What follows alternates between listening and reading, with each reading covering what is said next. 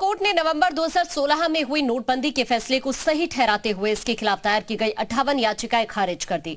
Supreme court के 5 जजों की संवैधानिक बेंच ने नोटबंदी के मामले में अपना फैसला सुनाया।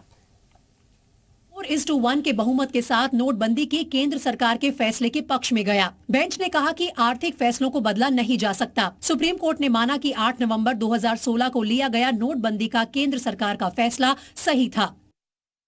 संविधान पीठ ने 4-1 के बहुमत से माना है कि नोटबंदी का फैसला लिए जाते वक्त अपनाई गई प्रक्रिया में कानूनी तौर पर कोई खामी नहीं थी।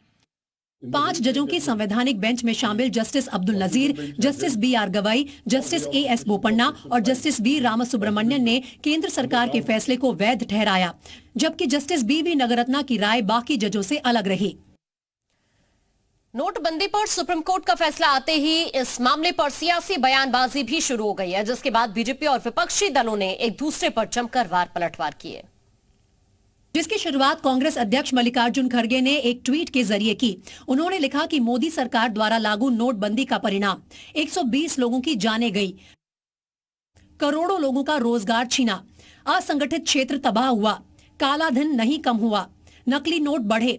मोदी सरकार द्वारा नोटबंदी का निर्णय भारतीय अर्थव्यवस्था पर एक गहरे जख्म की तरह हमेशा रहेगा। कांग्रेस नेता पवन खेड़ा ने भी काले धन का मुद्दा उठाते हुए केंद्र सरकार पर हमला बोला।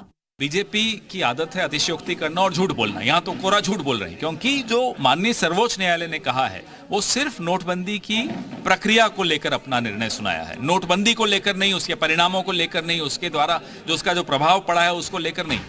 तो ये कह देना कि नोटबंदी की जीत हुई है, बिल्कुल झूठ है।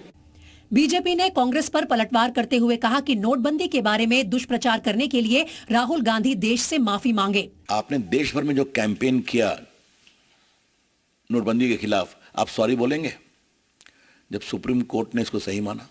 वहीं AIMIM प्रमुख असदुद्दीन ओवैसी ने नोटबंदी के पीछे केंद्र सरकार की मंशा पर सवाल खड़े किए। अच्छा, अब आप ये बोलिए कि GDP ग्रोथ गिरा नहीं गिरा, डिमोनेटाइजेशन गलत फैसले की वजह से प्रधानमंत्री के, जिसमें अजीम प्रेमजी यूनिवर्सिटी ने रिपोर्ट में अपनी कहा कि 50 लाख लोगों की नौकरियां चले गई डिमोनेटाइजेशन की वजह से।